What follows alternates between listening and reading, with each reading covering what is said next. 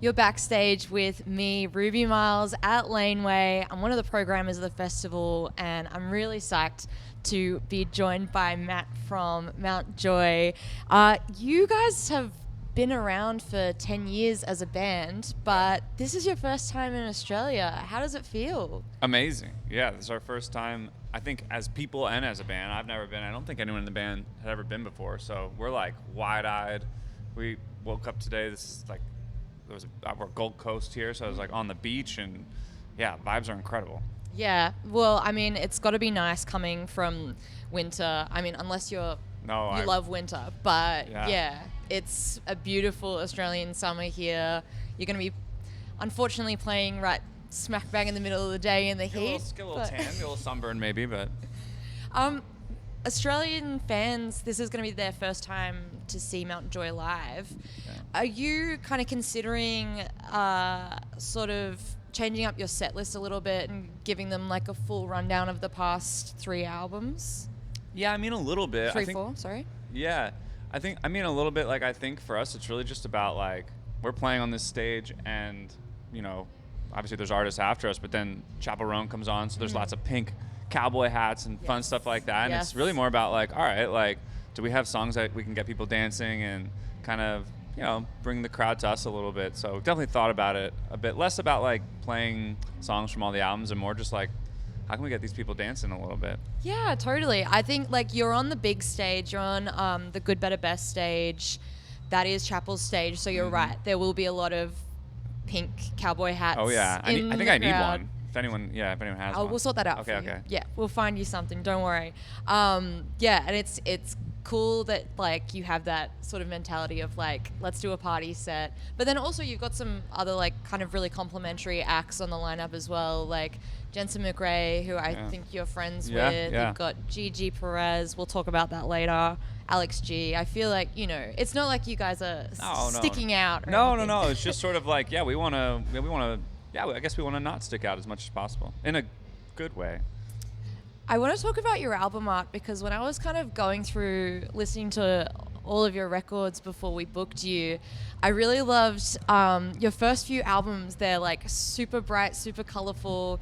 I feel like some of them would sort of fit into the world of like the Laneway art. We have like a lot of you know, our monsters. Artists. Yeah, exactly. Yeah. Jack Irvine, he loves drawing like little aliens, little monstery things. But this new album, hope we have fun. Hope we all have fun. Hope we have fun. Yep. Hope we have fun. It's very like subdued. It's just kind of like a grayish. Yeah.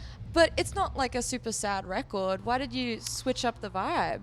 You know, it's funny. We have an amazing artist who liked this similar vibe for the first 3 albums, and he's like a true artist.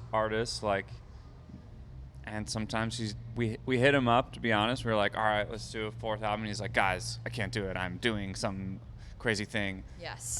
We were like, oh, bummer. Well, if it's not going to be him, then let's like go the whole other direction and do like a minimalist thing. It was sort of just supposed to be like, what matters is on the inside kind of thing for this particular album. But honestly, it wasn't that deep. Just our monster drawing man was out, and like he was busy. No one else could do it, so we were like, all right, we don't want to give it to someone else. It's his thing. He'll probably come back at some point.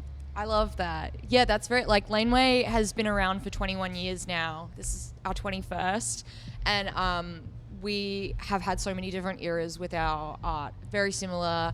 You'll see, like, when you're out in the festival, you'll see all of the lineup posters from previous years. And there's a bunch that look really similar. And then there's a switch when we switch to Jack Irvine. And it's all of a sudden aliens. Boom. Then it becomes your thing, you know?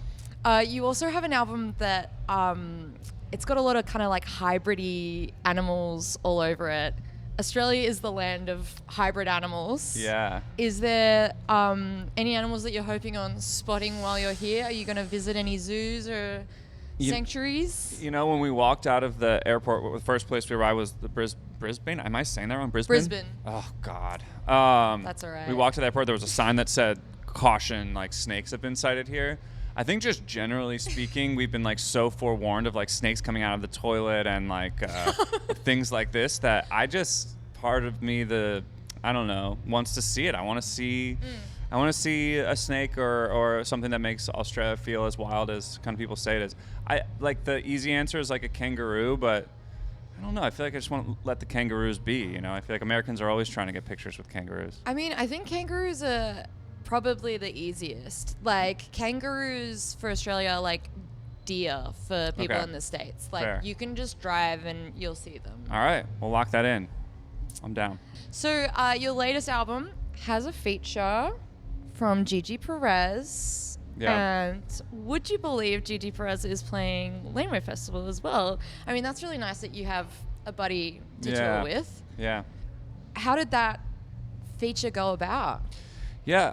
I got invited to a writing camp in the States, and I had never been to anything like that, and I was actually really nervous. And the first room that I was put in was me and Gigi and a producer, Rob Bissell, who did the SZA record, Kill Bill, all that stuff. He's super talented. Joe P., who is another amazing artist. Just like a great room. Sorry if I'm missing anyone. It's not an award speech. It's okay. Yeah. No, but actually, I'll say this: the engineer's name was Lance, and he was from New Zealand. Shout out New Zealand. And yeah, we just the goal was just let's just make something. It could be for us, it could be for whoever, and kind of pulled stuff out of our phone recordings and stuff like that, and put a song together in 2 or 3 hours. We had the song, and it was just sort of natural and became friends kind of in that moment, and then when it was hey, this could be a Mount Joy song, it was the band came in, we recorded with the band and with Rob, and yeah, it's been super fun. It's she's such a amazing artist, amazing voice. She's got such a range, and I feel like this song sort of shows another side of what she's capable of. Yeah, she's such an amazing songwriter, and her vocals are crazy on that song. Yeah. You guys are stage neighbors, so you're on Good, Better, Best. She's on Never Let It Rest. We purposefully spread it out so that you're never clashing, because we're hoping that there could be an opportunity for her to join you on stage. Is that something that we could manifest? Oh, I think it could be manifested. I'm into it. So, Role Model, he's also on the lineup this year. He has the famous Sally stage gimmick, you could say, where he invites people up on stage to dance with him. Last year we had Charlie XCX headline the festival. She does the apple dance. Sure. If Mount Joy were to have a fun stage gimmick, what would it be? That's a really good question. Man, I guess we should have come up with one, but I feel like we have a song called She Wants to Go Dancing. And I feel like we could, kind of pick someone in the crowd to go dancing. That would be fun. It could be a hot to go sort of thing, where sure. you teach everybody in the crowd a choreographed. A very silly dance. I think our world would be a very silly She Wants to Go Dancing dance. I love that. And yeah, I mentioned this before. Laneway just turns 21 years old. Wow, this you guys year. are drinking in the States. Exactly. Big time. Well, I was going to ask you, do you remember your 21st birthday? Do you have any Barely. fun stories? My 21st birthday, it's kind of a rite of passage in the States because you can technically legally drink. So we went to a bar, and all that I remember is that afterwards, got a little tuned up, and afterwards my brother's friend got locked in a bathroom in their apartment that they were renting, and for whatever reason I decided it'd be a good idea to kick the bathroom door down, but it was a rented apartment, and my foot just went through the door and didn't actually knock the door Cheap down. doors. So I racked up a little bit of a bill. That's so. I've been waiting for someone to give me a really good 21st birthday story, and Yeah. you're the first. So that's really good. Kicking through a door on your 21st is a great story. Yeah, sorry to the rental company, my bad. Matt, thank you so much for joining me. I'm Thanks so for having me. excited for Mount Joy. Look, hopefully I get to see them on one of the days. We've got you in the Gold Coast later on today, and then we're going to Sydney, Melbourne, Adelaide, Perth. Let's do it. Yeah. Thank you so much. Awesome. Thanks for having me.